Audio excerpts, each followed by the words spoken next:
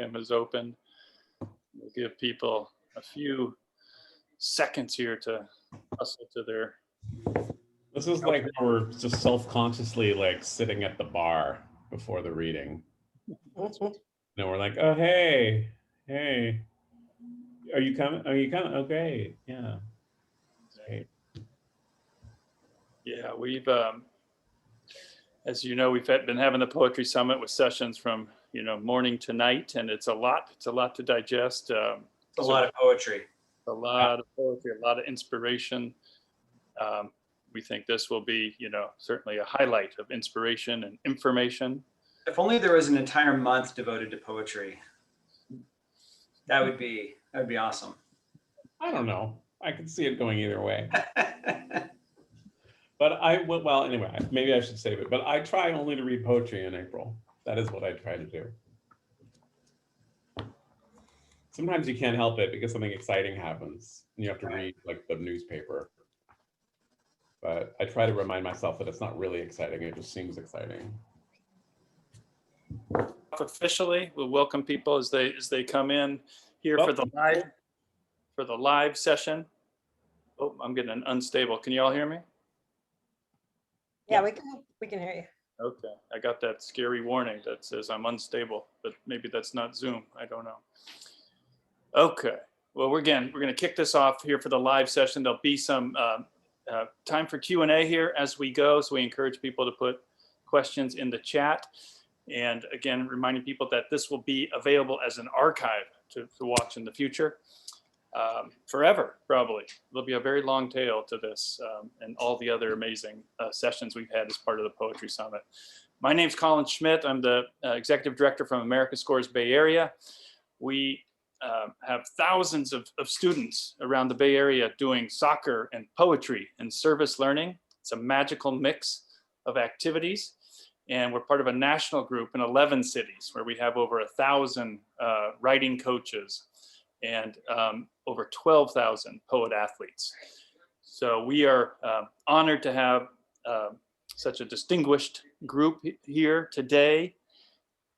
Dean and Dan, who I'll introduce more formally here briefly, but these are individuals that are at the top of the literary game and are going to enlighten us on the transformative power of poetry.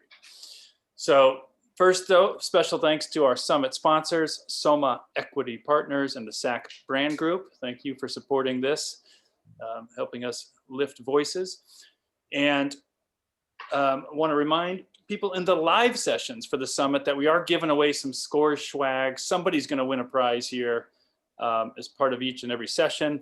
And included in that is 2 tickets to our Rising Voices event, which is later in April, later in this month of poetry, April 21st, where we celebrate some of the student athletes, the poet athletes, where we'll have them, as well as professional spoken word artists, the guy, Brandon Leak, who won America's Got Talent, first spoken word artist to ever win one of those crazy, competition shows. So poetry is hot right now, and we're about to find out why. It is my pleasure to introduce Dan and Dean. Dan Handler, is the most interesting guy, the funniest, cleverest guy that any of us will ever meet, hands down. Just a treasure, Dan, of creativity, and you've written a few books along the way, sold a few books along the way, but again, no need to go deep there. Dean, special shout out to you for number one, helping us put together the whole summit, for connecting us with amazing poets from around the Bay Area, doing interesting things around real issues, where poetry and activism are are coming together. And also a distinguished award-winning poet and author. And I started in the tweet box, I tried to list everything. And it was like 8 tweet boxes. You know how you only get a certain amount of characters for each thing? It just went on and on and on. The projects, the publications, the accolades. It just really interesting. I mean, the things that you've been involved with, Dean, and certainly in the poetry field. So I'm going to turn it over to you, but I just want to, before you guys get into your poems and what they meant to you, and to talk more about your own experiences as writers and poets and enthusiasts, I want your reaction to this. I'm asking all of our speakers now. We teach poetry. We go into public schools, and we teach soccer. And some people say, soccer's the carrot. So you get people in on the soccer, and then you kind of sneak in some poetry. And for many kids, that's true. Poetry has, a bit of a stigma. I don't want to do poetry. In fact, we had one coach who, we had our own poetry rally. We got ourselves psyched up, and we said, let's go out there. Let's get these kids excited about poetry. Go in there, tell them why you're excited about poetry. Share, everything that poetry is. And so, we sent one of our folks out there, and then we gathered back and we said, how'd it go? And the coach said, well, I got there. I was excited. I told them why I love poetry and music and how it helps me process thoughts. And from the back of the room, in this, from the back row, a child shouted out, "Poetry sucks." And the whole, and oh man.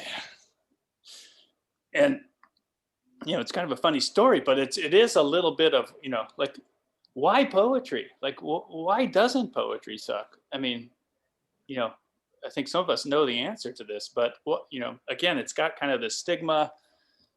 For some people, it's unapproachable. So I just want to ask you on the outset here, why poetry? Why poetry doesn't suck? First of all, I feel like I should apologize that I shouted that from the back of the room that time. That was totally uncalled for. You beat me to the joke. That's so you. Yeah, it was such a, that was like a volley. One of us had to spike that right then. Gosh, why poetry? I don't know. Dean, why poetry? Professor Rader? I am actually more interested in why someone would yell poetry sucks. It reminds me of that line from The Big Short, where they're talking about facts and someone says, the truth is like poetry. And we all know everyone hates poetry. Yeah. First of all, shouting poetry sucks from the back of the room is like kind of a poem, right? Isn't it just like yelling Freebird at a conference? Right, but like, what is that also? Like Freddie, I don't know. It's something I've been thinking about because we decided we were going to talk about, we were each going to choose 3 poems, one that we liked when we were in high school, right? One that we liked when we were in college, and one that we liked, one that has brought us some maybe comfort or excitement during this pandemic. That was like our plan. Yeah. Part of, when I thought about that, part of me thought about like what actually kind of wordplay excited me when I was really young. And even though I was writing poetry when I was pretty young, I still might have actually shouted poetry sucks from the back of the room because like an engaging combination of words that's going to create a reaction from the audience is very appealing for certain types of young people and certainly for me. So somewhere poetry intersects with that, I think. I was just going to say that I'll bet that kid who yelled poetry sucks went home that night and wrote a poem about yelling poetry sucks. Yeah. Right. There's a kind of public persona and private persona. And we tend to think of, our poems, certainly when you're in high school, right, as part of your private persona. Yeah, I guess so. But I mean, like when you're in high school, for instance, the lyrics to pop songs mean a lot to you. They do. Right? I was thinking about that too. In fact, I almost brought like some lyrics from like New Order or Prince and the Revolution that meant a lot to me when I was in high school, because I think that was occupying kind of the same kind of place in my head where I would repeat something or I would hold something into my mind. And on one hand, it had everything to do with the words. right? The words meant so much to me. But on the other hand, it was like kind of the space they brought me into, which had nothing to do with the words. And that for me is kind of the pushing and pulling when you think about poetry. But on one hand, it's like, it's obviously about the words but it is also about you have some own adventure when you're enjoying a poem that has like nothing to do with maybe the poet's intent or even the actual words on the page. And that's interesting to me. Well, I appreciate that slight detour, and I do actually think it is the topic here that you guys are going to delve into, and I think you'll provide some insight into why poetry, as you talk about these specific poems and what they meant to you. And I do like the idea, Dan. Maybe we'll come back to this. We can write maybe our own group poem about why poetry sucks, right? And we can come back. We should ask that guy. We should find that guy. I'm gonna assume it's a guy. I think it was, yes. Yeah. So, all right. Well, again, thanks so much. I'm gonna fade in the background. Dean, Dan, take us on a journey. Well, I want to know what high school Daniel was reading and what poems were interesting to him when he was just a wee lad in the sunset. Well, the sunset is not quite accurate unless you mean like the setting sun. Definitely that happened when I was young, but I grew up here in San Francisco. I attended Lowell High School, while I can still say that name, while that name is still accurate maybe. And, but I had already in middle school really loved to write poetry. That was the thing that I really liked to do. And I also read some poetry, but I don't know if reading poetry and writing poetry even felt like the same thing when I was young. Certainly, I think I learned that like you could kind of write anything on a page and arrange it, but I don't know if there was a lot of specific poetry that had anything to do with the poetry I was writing. But it'll come as no surprise that when I was in middle school, I was reading Baudelaire. Anyone who's kept track of what I have done with my life will note that I have written many books about some orphans who are also named Baudelaire. And it is really because when I was very young, I went to the West Border Library and I saw a copy. Actually, I have it on my desk. It's not the copy that I got at the library, actually, but it is the same edition. I got this copy, really cool copy of The Flowers of Evil. And it looked like a horror book to me. Like I assumed it was like about some deadly flowers or something. And I took it home and instead it was like poetry about like drinking and fornicating and like lying in the gutter and staring at the moon. And it was super interesting to me.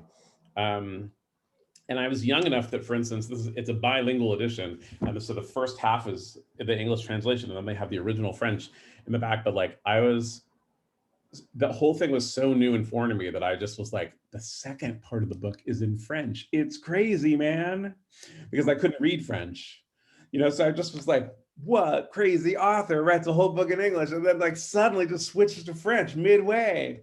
And even though it says like translation right on the cover, that was what I thought for a number of years. But when I was in high school, kind of poetry started to be a little cool among a certain group. And so the poem I brought that I really like is from this book that I bought at City Lights Books in San Francisco, because the title just seemed really cool to me. Lunch Poems. It's this little beautiful, the City Lights Books editions are like they fit right in your pocket. I was the kind of kid who had like a trench coat that I bought at a vintage shop. I remember this fit very nicely in it, and you could take it out and you could read it a little bit, and also you could be seen reading it, which was equally as important. But the poem that I liked from it, I'm going to share the screen now, which I've just learned to do. You and me both. We both got tutorials. Yeah, mine was from my 17-year-old son. Are you ready? Here it is. Can you see it? I can see it. I like this poem. Yeah, it's a good one. It's kind of a classic poem. It's by Frank O'Hara. And I remember that my friends and I used to watch old movies. We liked an old movie. And there was a movie that we really liked called Madam X that has Lana Turner in it. Madam X is the movie. I think it's the most remade movie in history. There's like 6 versions of it or something. And the plot is that a woman marries a wealthy man who's terrible. And then through bizarre circumstances, she has to fake her own death. She fakes her own death. And she lives the life of a ne'er-do-well. And then she is framed for murder. And she's defended by a young, dashing defense attorney who turns out, of course, to be her son. And that movie had Lana Turner in it, and my friends and I would watch it and howl with laughter over its melodrama. And this poem, are we reading the poems? We should, I guess. Yeah, do it. Yeah. Lana Turner has collapsed. I was trotting along and suddenly it started raining and snowing, and you said it was hailing, but hailing hits you on the head hard. So it was really snowing and raining, and I was in such a hurry to meet you that the traffic was acting exactly like the sky. And suddenly I see a headline, Lana Turner has collapsed. There is no snow in Hollywood. There is no rain in California. I've been to lots of parties and acted perfectly disgraceful, but I never actually collapsed. Oh, Lana Turner, we love you, get up. That last line I say to myself a lot. I don't want to get out of bed. I say, oh, Lana Turner, we love you, get up. Hey, can I ask you a question? Yeah, please. The title of this text is called Poem. And there would be some people who might say, yeah, this doesn't really sound or feel like a poem. What makes it poemy to you? What makes it poemy? I don't know. I mean, I think that kind of breakneck pace, right? That's what I often think. I mean, when my son was very little, he liked categories a lot. And once he said to me, what are you reading? And I said, I'm reading some poetry. And he said, is that fiction or nonfiction? Because those were the kinds of books that he knew. Yeah. Fiction, nonfiction. And without thinking about it, I said, oh, this is a different category. It's different. And I had not planned out that answer. And I said it without thinking, mostly so he would go away and I could continue to read. But I thought that is really true. And there's something about that space between something that is true, right? It's not false, it's not fiction, but it is also not, it's not quite nonfiction either. It's not truth-telling necessarily. It's a thing, it's a little bit of an artifice. And I think when something feels like a poem, it feels like you couldn't do it any other way, right? And this is like about a moment and thinking about a headline, but thinking all your other thoughts at the same time. And if you decided to make a short story about this moment, I don't think it would be very good. I think it has to be a poem. That's what feels like it. But also, I gotta say, when I was in high school, calling your poem was so cool. There were some other poets who did it, like Elizabeth Bishop has a poem called Poem that's really good. I've had a fantasy about an anthology of poetry in which all the poems are called Poem. So just because the table of contents would look so great, you know, poem, page 1, poem, page 2, poem, page 5, poem, you know, it'd be great. It would simplify the index. For sure, yeah. And I just, so that's what I think. I think the space that it makes in your head is this space that is both fiction and nonfiction. And that also that, I mean, for instance, here, like these lines early on, it started raining and snowing and you said it was hailing, but hailing hits you on the head hard. So it was really snowing and raining. Like that's so, the word choice there is so glorious to have that little internal argument going on that doesn't matter. But then also the effect that it creates that has nothing to do with the words themselves, that feels kind of magic to me too. Right. And that I've always loved about this poem is that the only punctuation marks are 2 exclamation points. Yeah. That's the same sentence. Yeah, once in capital letters. You need the all caps for the second one. Yeah. But I just thought I would share this because I loved it in high school, but also because I think the next time you don't want to get up, maybe from bed or maybe from like the sofa where you're hanging out, or maybe it doesn't even literally get up, but there's something you don't want to do, say to yourself, oh, Lana Turner, we love you, get up. And it might help you. Good choice. Thanks. All right, what do you got? I'm stopping my share. So I grew up in a farm town in Oklahoma, very different than San Francisco. And my family, they were not readers. We didn't really have many books in the house, except we had like, remember those World Book encyclopedias? Mhm. We had some of those. And the high school I went to was so small, we didn't even have AP classes. There was one honors class that you could be invited to join your senior year. So I was in that class, and I was assigned a Robert Frost poem to sort of read and talk about, write about. And I didn't really know anything about Robert Frost or poetry. I don't even know that I had read poems before my high school years, junior or senior maybe. And so I was given this poem by Robert Frost. I read it. I didn't really like it, didn't really understand it.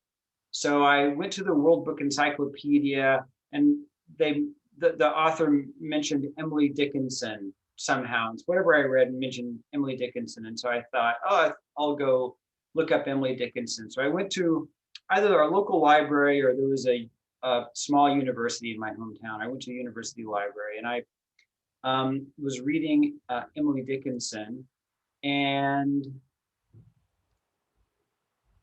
You I gonna came share? across this poem. And I remember being a little bit freaked out by all the dashes, but really intrigued by all the dashes. And I thought, oh, this poem's title is its first line. I kind of liked that. I thought, how interesting. They didn't really have to have a title, that like the author was helping me. Right. Like, in case the title didn't help, I'm just going to go ahead and make that title the first line. So I liked that, and I liked the word pain and tomb and nerves in there. And then there was some talking, and then there were feet and wood and court's contentment. I just thought this was crazy. And then I remember thinking how sort of cool it would be to think about great pain and nerves sitting like tombs. And I still remember coming to this line, "This is the hour of lead." And it really sort of stopped me. And I still think about this line a lot. It's one of my favorite lines in all of poetry.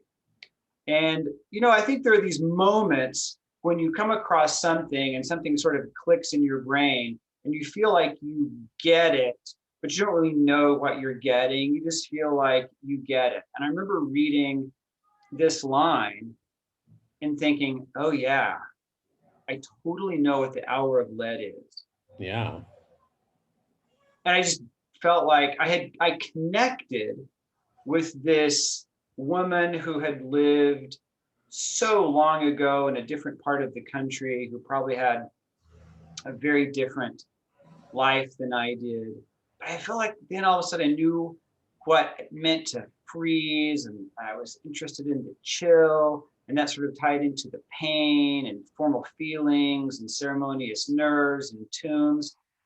And I just felt like, yes, I get all of this. I feel like things were sort of being piled on and stacking. And then I went back and reread it, and I was just really interested in the rhythm. And I kept going back to, "This is the hour of lead.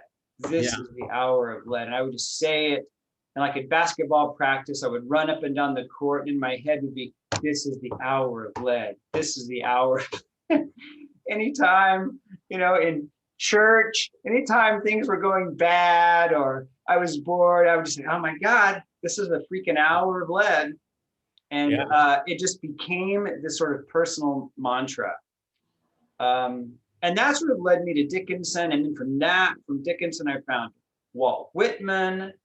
And I don't even remember the Frost assignment, because I had found this really amazing poem by Emily Dickinson. And it changed a lot for me. I like thinking about that hour of lead. I mean, I've read that poem before, but I think it really kind of washed over me, honestly. But the hour of lead, yeah. We should do a podcast called The Hour of Lead and just like hardly talk at all. Just have it be like room tone and some weary sighs. I'm getting chills just thinking about it. Yeah. And everybody who doesn't want to listen to a podcast at all could just come and listen to it, so they could tell their friends that they were listening to a podcast. But it really was just like an hour of lead, just a heavy moment. What was it called? Hour of Lead. How long did it last? Yeah, hour. Yeah, it's about 60 minutes, I think. Yeah, it's heavy, man. It's heavy. It's a heavy show. Elemental. Yeah. And so maybe I'm skipping to the end here, but like, was there anything in you that thought you were going to be a poet then? Or did you just like that? No. But, had you asked me at that time what I was going to be, my answer was going to be a journalist. I was actually writing for my hometown newspaper when I was in high school. All right. I really thought that was the route I was going. I did a little journalism here and there, and I always felt it was great practice.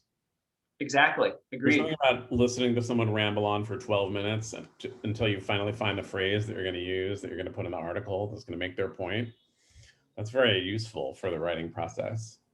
Nothing toughens you up like getting your story back from an editor that has 90% red marks. Maybe 10 words have been saved. And you say, all right, go from there. You're like, whoa. Well, and when you're done with it, you put the piece out and no one notices except for people who hate it. That's the only thing that happens. Yes, that's right. And this was like pre-internet, so the hate was very active. I got some phone calls and letters. Yeah.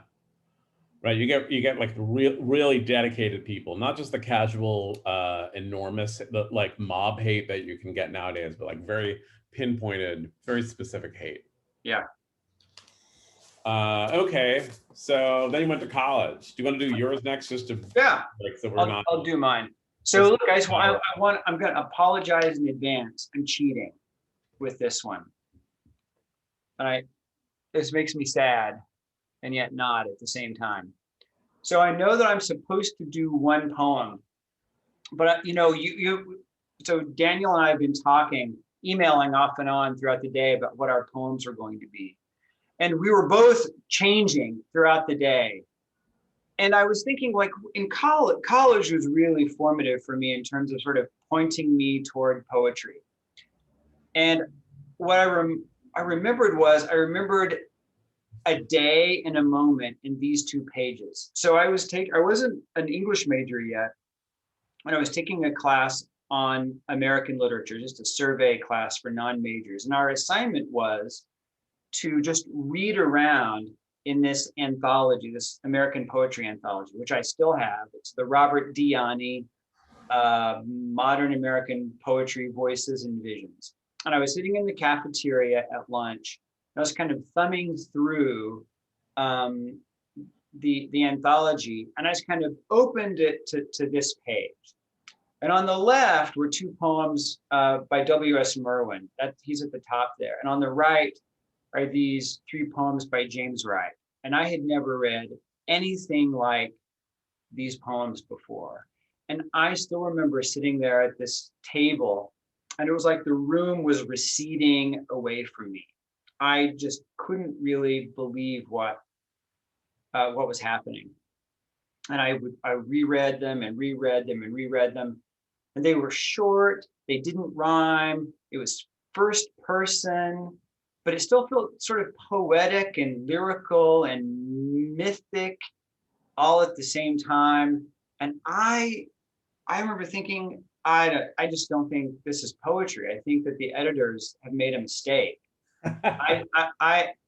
This just doesn't seem like poetry to me. But the more I read it, the more I really was feeling like it was speaking to me in this very interesting way. And I'm going to read. I didn't read the Dickinson poem last time, and I suck for that. But I'm going to read this James Wright poem, only in part because it's going to lead in some ways to the 3rd poem. Okay. And I felt like this poem could have been written about my backyard, lying in a hammock in Dean Rader's backyard in Weatherford, Oklahoma. I mean, we had a family farm. It could have been in our family's farm in Hinton, Oklahoma. Over my head, I see the bronze butterfly asleep on the black trunk, blowing like a leaf in green shadow. Down the ravine behind the empty house, the cowbells follow one another into the distances of the afternoon. To my right, in a field of sunlight between two pines, the droppings of last year's horses blaze up into golden stones. I lean back as the evening darkens and comes on. A chicken hawk floats over, looking for home. I have wasted my life. That last line, first of all, the droppings of last year's horses, boy, had I seen a lot of those, blazing up into golden stones. I just thought that was as cool as anything could get.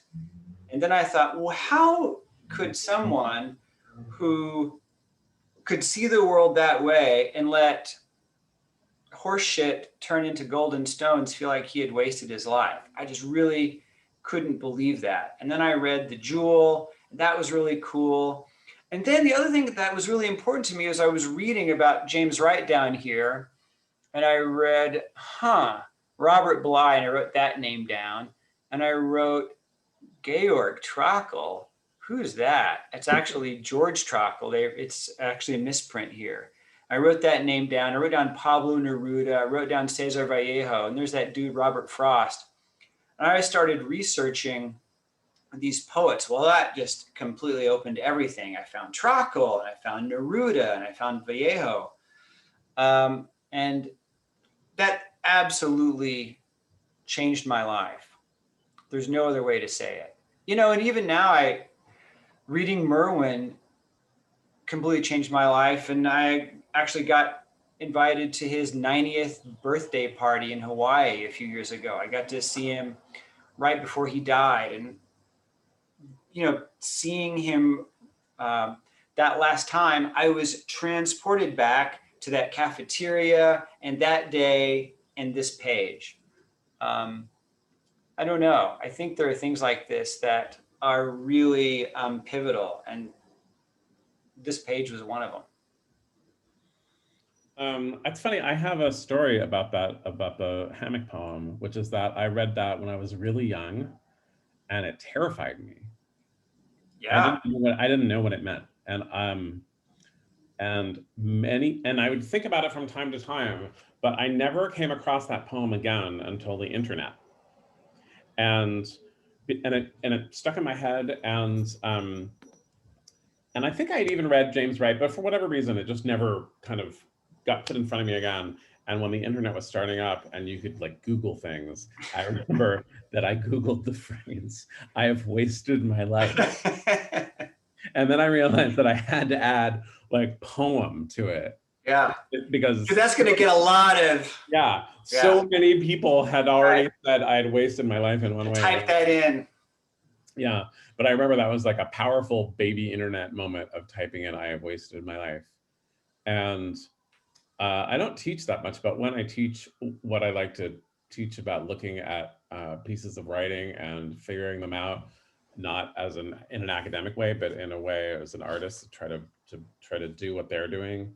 I talk about this phrase, "center of gravity," which was taught to me by my friend Amanda Davis, who died. And so I like to use it even more now and remember her, but she just talked about looking for the center of gravity. Where is your mind's eye drawn to the most, right? And that when I'm teaching that concept, that's a really great poem to start with, right? Because kind of everyone agrees that's the line that is really going to sock you in the stomach. And it's really fun knowing how it struck me when I was young, and then I had this kind of lost moment with it to give it to people who are early on the path of writing, if they're going to be writers at all, or just on the path of thinking about that, and giving them that poem and letting that line kind of punch them in the stomach in front of me is like it's very satisfying.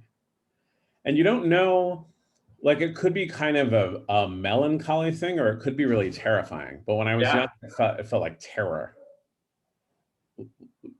And to this day, I mean, just when you read it, it's kind of the same thing. It's like the poem dares you to decide that what it means is like, oh, nature is so beautiful, I don't have the time to stop and look at it. But you know that's not, it's more powerful, it's more raw than that, I think. Well, the part of what makes it terrifying is you're so disarmed by the poem, the sort of talky nature. It eases you into it. Your guard is down, and it's even almost kind of pastoral, right? And it's connection to nature, the observational lyricism, and then you're just hit with that line, and you're, actually that line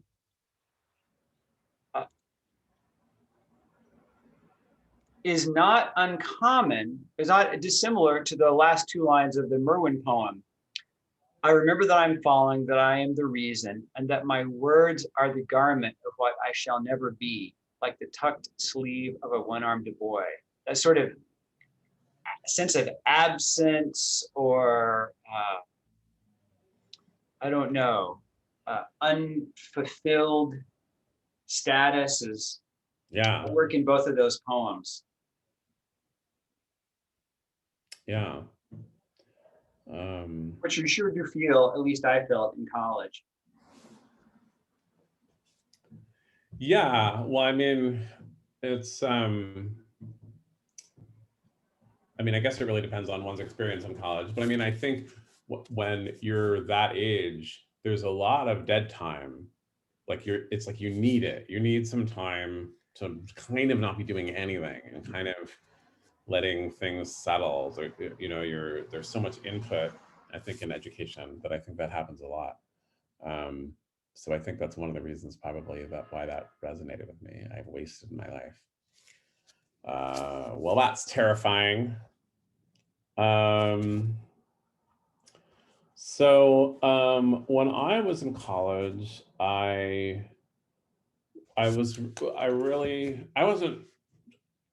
couldn't quite dare to think that I was going to be a poet, but I really liked poetry. I really liked it, and I liked writing it. And I gave readings and was, published in tiny little places, a few places here and there. But what I really liked the most was kind of spending time with it. It felt like writing poetry was just like the only way to get to keep on doing it. Like to kind of do it as often as I wanted to do it. It felt like the only thing you could do was to write poetry. It just felt like if you want to drink all day long, you should probably just work at a bar. Then it will be okay. That's what it felt like. I was like, you can't just drink all day long. That's terrible. You could work at a bar though. And I felt like I couldn't just read poetry all day long. That was not a thing to do, but writing it was kind of my way in. And there was a ton of poetry that I was introduced to that I really loved. And it was hard when we decided we'd do this. I was like, oh, this will be easy, but actually try to figure out like what poem in college when I was just reading it. Like I was absorbing so much poetry. I was just downing it. It was excruciating to have to figure it out. But one of the things that I started to like was things that were in little pieces. There was fiction that way, but there was definitely poetry that way too. And it somehow felt more manageable. Felt like something I could do would be to write little pieces and kind of put them together. But also I liked the way that little pieces kind of sat next to each other and, that things literally meant more than the sum of their parts. That somehow little things that were next to each other resonated in such a way that made it a much bigger adventure. So, for example, do you see that? It's a weird thing where I don't see what anyone is seeing. But I'm hoping what you're seeing is this poem, Approximations. That's what I'm seeing. Okay, good. Which is in 4 little parts. Do you know this poem? I do. So you know who it's by? I was gonna be really impressed. So do you know who, or you're not sure? Approximations. I am going to say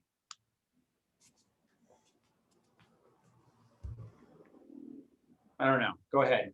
It's Robert Hayden. Oh, yes, that's right. This is a good one.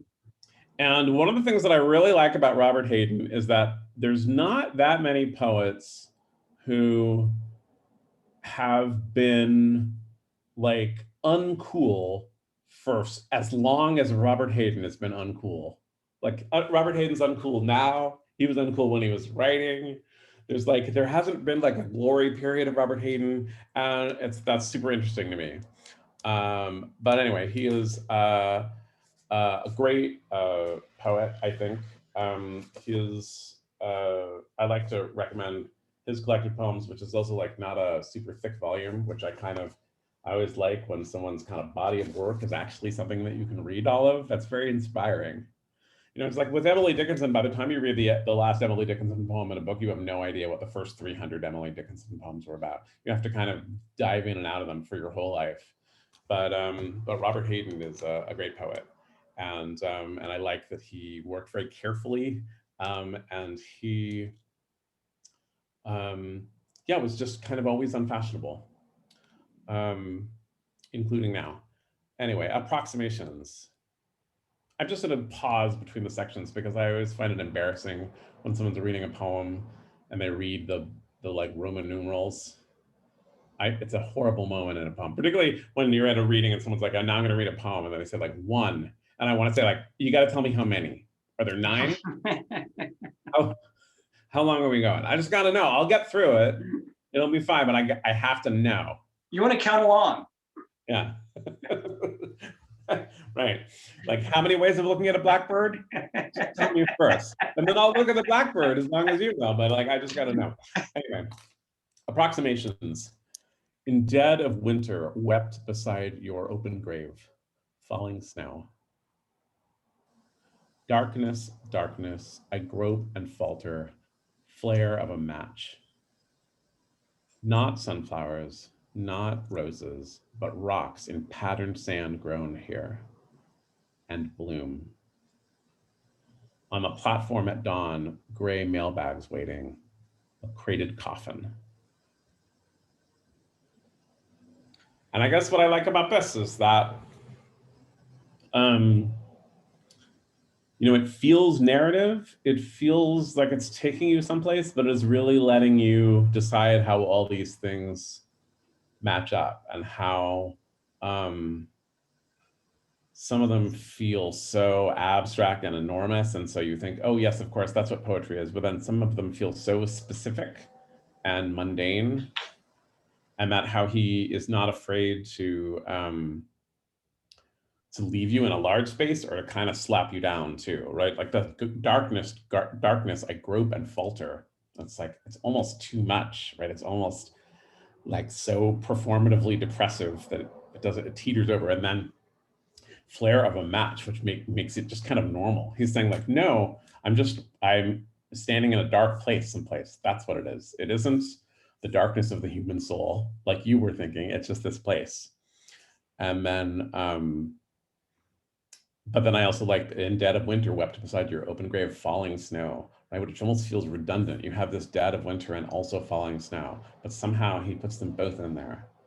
Anyway, so there was something about working on tiny little pieces because I think, I think it must be even more true if you're writing poetry, but it's been so long since I've written any poetry. But for me, working on a book, it's just a tiny little thing. You work all day on a few sentences to kind of arrange them and make them good. And all these sentences are being laid next to each other in a way that you hope builds some kind of an effect or some mood or something like that. And I just love the way these tiny little pieces bump up against one another. I just think that's lovely. And approximations, right? It's like yes. It's like, he's like, I'm just trying to do something else. I'm trying to copy something else, or I'm trying to, I'm not going to tell you what this poem is, right? It's the opposite of like, this is the hour of lead, right? Where she's like, you've been thinking this your whole life and I've put a name to it. And here he says like, I don't even know what I'm thinking. I'm just like grasping the hem of something here. And I want you to stand here and maybe you'll figure out what it is because I don't know. Yeah, that title, I was going to ask you about it. It's almost an indication of the poem's failure. This isn't actually it. I'm just trying to get at something. This is close to what I want to say. It's just an approximation of what's going on in my brain. Yeah. Right, like that crated coffin. It's not clear to me if that's an actual image or if it's reminding him of something. Yeah. Yeah. It's a great poem. That's a good poem for beginning poets to read. I think so. I love those knots, right? Mm-hmm. I mean, it's kind of like when you're, so much writing teaches you to say what something is, right? Or that you choose a metaphor to make something more clear. I mean, you know, I'm going to tell you what it is in a different way that'll make it even clearer what it is. And this is like not sunflowers, not roses. Yeah. I remember that in one of my novels, Adverbs, there's a part that says this man takes a photograph out of his pocket. It says he took a photograph out of his pocket. It was not in an envelope. And I remember there's not a person in the world who read that sentence. I mean, hardly anyone read it anyway. There's definitely not a person who read that sentence and thought, oh my God, Robert Hayden is shouting at Robert Hayden. But that's what it was in my head. It was not in an envelope. It's not sunflowers, not roses. Right? Think about how it would be so lousy if that wasn't there. If that third section just said rocks and patterned sand grow here and bloom, you'd be like, but somehow not sunflowers, not roses. So you get this beautiful thing of like getting to have the word, but then not getting to have it. It's good. All right. And now, so I don't know if you follow the news, Dean, but there's like a pandemic. Where? Everywhere. Oh. Except New Zealand. But it was there too. Yeah, and we talked about that we were gonna choose like a pandemic poem or something that helped us along this time, but it feels that we can't have that discussion without saying that like you and I, we were each other's like last. We were. We were it was our last normal evening, and it wasn't quite normal. It wasn't quite normal. We even discussed not getting together to meet. Yeah. We both said, let's do it. Well, we were gonna go to a reading. That's right. Remember? And the reading, right. And the reading was canceled. And I had forgotten that. You're right. Yeah, and it was just during that time where everyone was like, "Are we supposed to? Do we really? So we're not going out like at all? Like, what's happening?" Yeah. Right before it was made official, and so yeah, the reading was canceled, and then you and I went out instead because that was way safer. We went out for dinner, and then I remember that we were like, I think we're stopping this now. Yeah.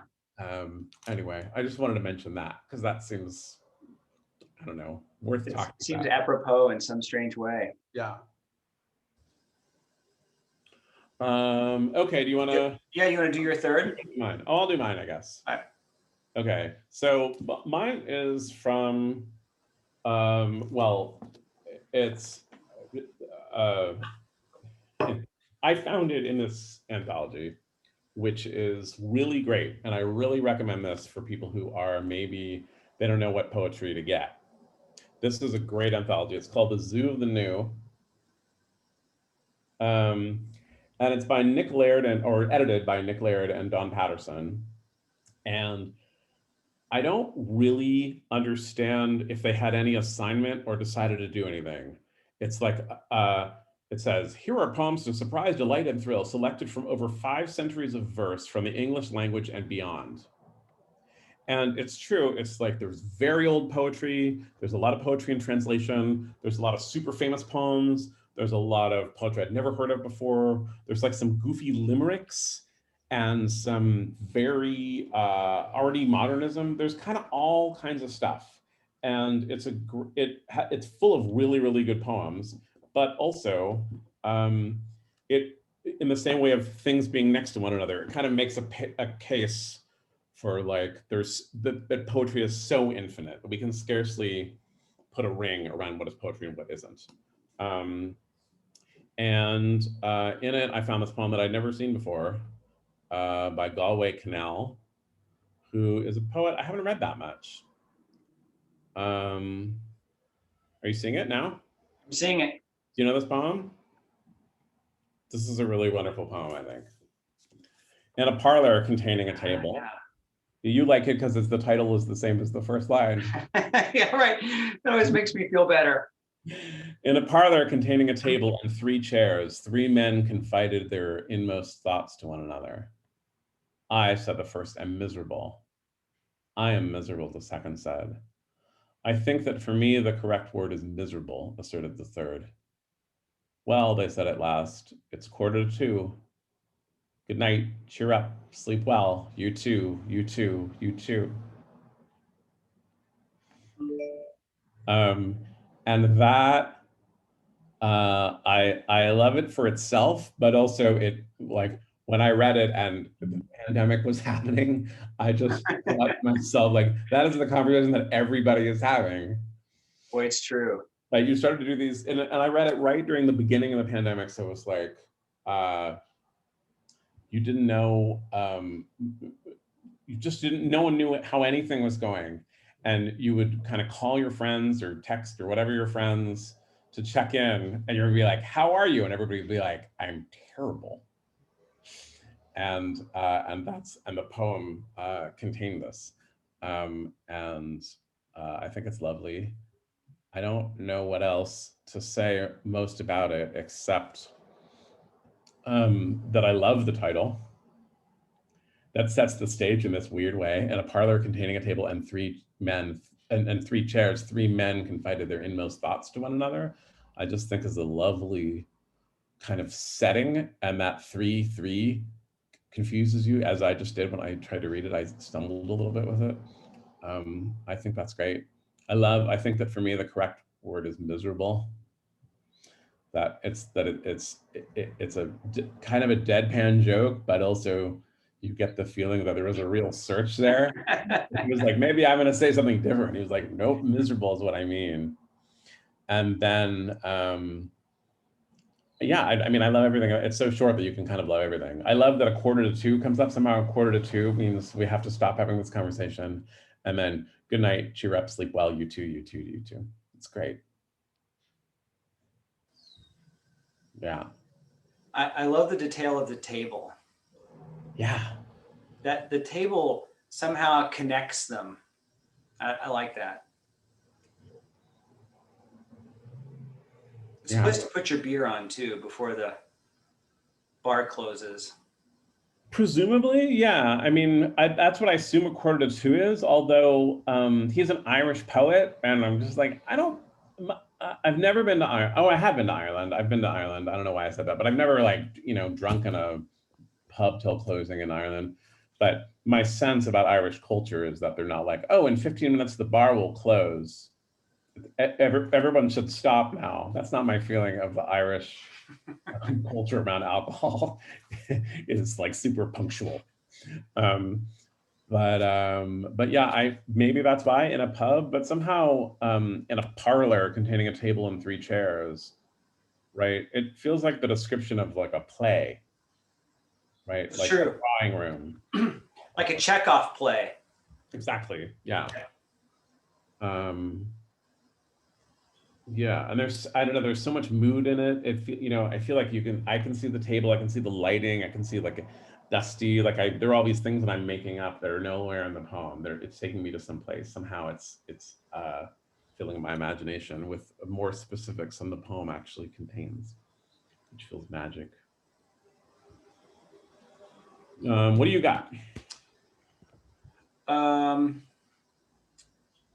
So actually not long before you and I met for our last outing, I took a little trip to Texas. So last March, the big creative writing conference, the Associated Writing Programs Conference, is that what it's called? The AWP conference was in San Antonio. And I was supposed to do a couple of things there. But I also had these big plans to go to Houston to visit the Cy Twombly Gallery. And as you know, my next book is this collection of poems that talk to the paintings and drawings of Cy Twombly. There's this really cool gallery devoted to his work in Houston at the Menil. And I had arranged to meet the curator there. We're going to walk through, the gallery together. And the conference was canceled, then it was put back on, and then there was an announcement that a woman who had been released from the hospital in San Antonio had been walking around the Riverwalk and going to restaurants and bars and gift shops in San Antonio, and she had tested positive for this new weird virus called COVID. And so people were really freaked out, but I wasn't going to miss my chance to go to the Twombly Gallery. So I was in Houston, and I met the director of the gallery, and I was walking from room to room. And the major piece there is this enormous, it's probably 30-foot long, 15-foot high rectangular panel called Untitled, parenthesis, Goodbye Catullus, Say Goodbye Catullus to the Shores of Asia Minor. And it's this really big sort of mournful elegiac piece. And there are lines from Rilke, the German poet, Austrian, Czech poet Rilke, scrawled throughout. And I was really thinking about Rilke and thinking about Twombly, and I was thinking about, I don't know, the virus, and people were dying, and the conference was canceled. And as I was flying that night from Houston to San Antonio, there was a woman sitting next to me in the aisle wearing a mask. And that was really the first time I had seen someone, you know, in this moment wear a mask. And I was, what is happening? You know, what is going on? And so there's a couple of things. One is, can you see a cursor? I can, yeah. All right, so that third stanza. So the poem is the Ninth Elegy. This is from the Duino Elegies by Rilke. Oh, and I should say that the line, I have wasted my life, from James Wright, many people think is, it enters into conversation with a famous last line by Rilke from his poem, The Archaic Torso of Apollo, which is, you must change your life. Yeah. So Rilke had been on the brain for a long time anyway for me. So this line here, once for each thing, just once, no more. And we too, just once, and never again. But to have been this once completely, even if only once, to have been at one with the earth seems beyond undoing. Those lines were scrawled into the painting. So I knew this stanza. This has been one of my favorite poems. So I'm thinking about this line, but because truly being here is so much. This is Rilke, this great elegy about sort of living and dying. I was thinking, wow, being here on this earth really is a lot, because everything here apparently needs us, this fleeting world, which in some strange way keeps calling to us. And I was like, man, I don't know if it's calling to us right now or not. It's calling to us to leave it alone or to take care of it or something. And then I was on the plane flying from Houston to San Antonio to this conference, this city where a woman where I was going to stay right outside my hotel, had been walking around with COVID. And at the time, we just thought that, you know, if someone with COVID had been anywhere in your general direction, you were going to get it. Yeah. And so I was sitting on the plane reading this last stanza. Earth, isn't this what you want? To arise within us, invisible. Isn't it your dream to be wholly invisible someday? O Earth, invisible. What, if not transformation, is your urgent command? Earth, my dearest, I will. So this is Rilke talking to the earth. Oh, believe me, you no longer need your springtimes to win me over. One of them, even one, is already too much for my blood. Unspeakably, I have belonged to you from the first. You were always right, and your holiest inspiration is our intimate companion, death. And then this unbelievable line, look, I am living. And so I was thinking about death and life and living and art and Twombly and Rilke and all of these. And I found myself coming back to this poem and Rilke in general throughout the pandemic.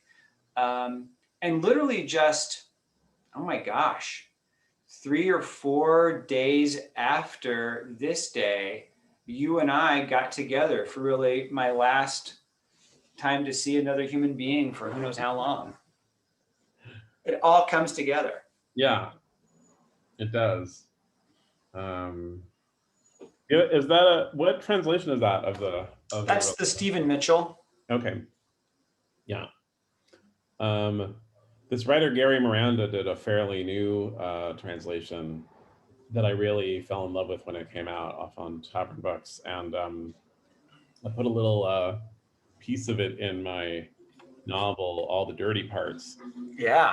I had to write him, and you should tell this story. It's a great story. Well, I really, really love these poems and his translations of them. I thought they were really elegant, and All the Dirty Parts is a high school novel that has a lot of sex in it. And there's a guy and his girl for a while, and she's doing this assignment where she has to like translate Rilke herself, which is so out of this guy's depth. Everything about it is like, she early in their relationship, she says like, do you have a favorite poet in translation? And he's like, no. And I'll answer for like everyone else in high school. No, we don't have that here. There's nothing like that we have. And so I had her basically do Gary Miranda's translation of a short little piece of the Ninth Elegy. So then I had to write Gary Miranda, and I said, I'm going to use your translations, and if that's okay, and I'm going to change one word, and then I had to wait for him not to say, what word are you changing? And he didn't. And then because it's a high school girl translating it, and because she's in this relationship with this boy that's very sexual, there's the word Godhead in Gary Miranda's poem, which is like a kind of a weird masculine thing to unpack, but it also refers to the genitals for sure. And so in her translation, she translated it just as cock. But I remember that I felt like a very delicate moment where I was like, I really admire and found so gorgeous these translations, but also I had to write to him and be like, I'm just going to change one word. And then I sent him the book, and he was totally delighted, which I'm happy with. But yeah, it was a strange moment. And I guess also,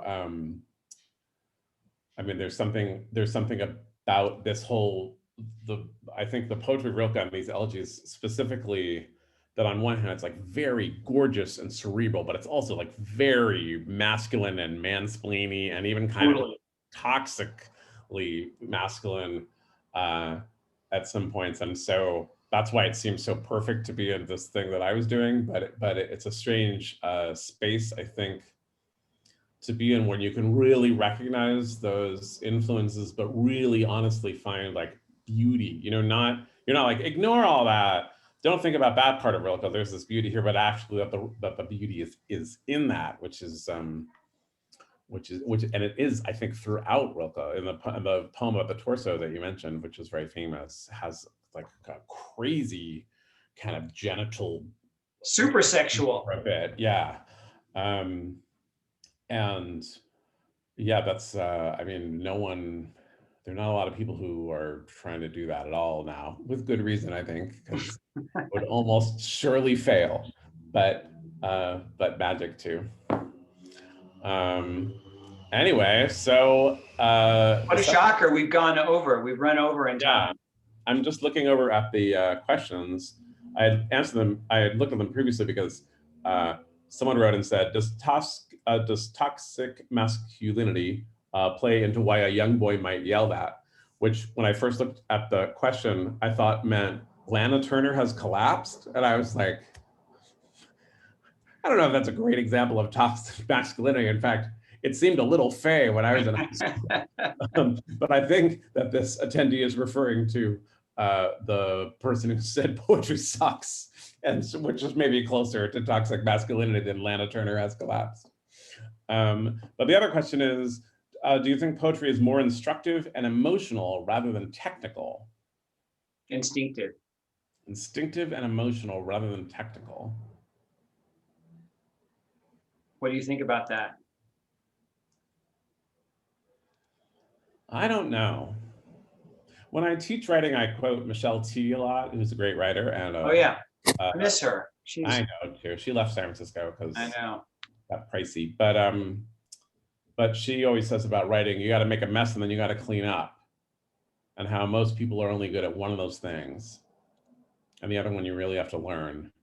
And I always think that sometimes it just feels like, oh no, you want it all to be instinctive and you just want to put it down. And then if I do a first draft like that I think like, well, we gotta clean it up a little bit now. We gotta make it a little more technical. So I think you kind of need both. Are you better at making a mess or cleaning up? Hopefully I'm good at both. I mean, I feel like the initial stage of the writing is often instinctual. You know, I think you're just kind of going on gut. But you're right. I mean, at a certain point, you're like, I really need to fix this. I've got to get it condensed. For me, a poem is really successful as a poem when it's doing something with language, when it's surprising you in some way, where it's sort of spinning you out of your normal way of sort of thinking about the world or being in a world. It's got to do something to alter some aspect of your consciousness or take you someplace that you weren't there when you began the poem. And that's really hard to do solely on instinct or solely on, you know, just volume, getting stuff out there. So for me, the instinct is actually honed through technique. And then, of course, there's the other side of that question, which is reading and loving poetry instinctual, or do you also have to have sort of this technical vocabulary and know about sonnets and iambs and trochees and assonance and alliteration, or can you just sort of let a poem do its work on you? I mean, I think that you can't spend a lot of time reading without noticing patterns, right? You would almost have to be inhuman, right? It's kind of like any activity, right? It's like if you take a lot of hikes, if every weekend you take a hike, you're going to start to be like, this hike I really like, or like, oh, there's a part right here. And it's like, there's no way you could just hike all the time and take different hikes and just have no observations about them whatsoever. And that's what literature feels like to me, that you start to say, I like it like this, or I like it like this, or I see these two strategies here and these are both interesting. And so I think you would have to be inhuman not to end up studying it in some way as you're doing it. It doesn't have to be a formal study. You could never learn the words for what you mean, but right, like this is the hour of lead has a certain rhythmic pattern. Like you might never know the word for that pattern or know how to count it, but someday you'll hit a line and you'll think, oh, that sounds like it. This is like, I get what's happening here. Right. I mean, like you said, it's like if I have wasted my life is in a conversation by James Wright is in a conversation with Rilke's "You Must Change Your Life." That's just because people have noticed it. Right. Yeah. I mean, we don't know that James Wright said to, oh, wait till Rilke hears this shout out. And certainly Rilke was not like, I can't wait to lay this down. So James Mic Wright drop on Rilke. Yeah. Right. But somehow you decide that those things are in conversation. So I always think literature goes like that. And that, I don't know, a long time ago, I used to teach middle school a little bit, and this class I had a real hostility towards the idea of a topic sentence. Like they were like, I never want to hear about a topic sentence. And I was like, okay, fair enough. And then like, we just talk about making paragraphs. We'd be like, but the paragraph needs like a thing at the beginning. It's just kind of know what's going on in the paragraph. And we ended up like reinventing the term topic sentence. you know, and I feel like there's a lot, like literature often feels that way, where you're like, I'm really into it for this reason. And then someone will say, did you know this? And you'll say, I didn't know that, but I was circling that idea anyway. I was gnawing at that bone anyway. I often tell my students that a poem is maybe a lot more like a painting than a novel or a short story. And I will sometimes show them like a Jackson Pollock painting, and they're like, oh, that's just chaos, right? There's no real order. And I will, if you can flip it, on PowerPoint or something, all of a sudden the painting feels all wrong when it's upside down. You can tell it's not supposed to be that way. And the student's like, well, how can you tell it's not supposed to be that way if it's just drips and splatters? And I say, well, because there's an order and composition in the chaos. Same thing with like a Rothko or a Cy Twombly, right? If you flip a Twombly, it feels all wrong, even if that's how you're singing it for the first time. If you flip it, you're like, oh yes, it's supposed to be that way, even if it's abstract. So I think sometimes there is composition, elements of composition, proportionality, even within the instinctual, chaotic messiness of art making. That was a very smart point. I think we should leave on that point because it was really smart. Felt good. You got it, my friend. Yeah. Well, I'll just say that there was many a sharp points here, and it's been just a real pleasure to hear you guys talk about these poems. And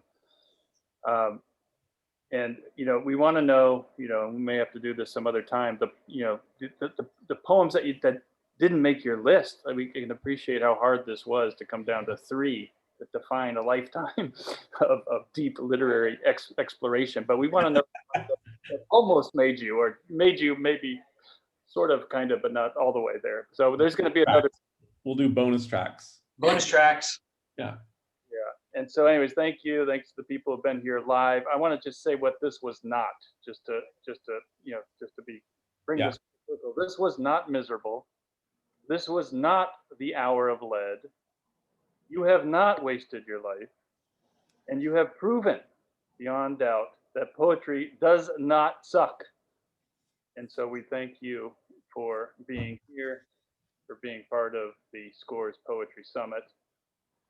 And we hope to see you all in person at the bar someday. Thank you. Thanks for coming, everybody. Been a pleasure.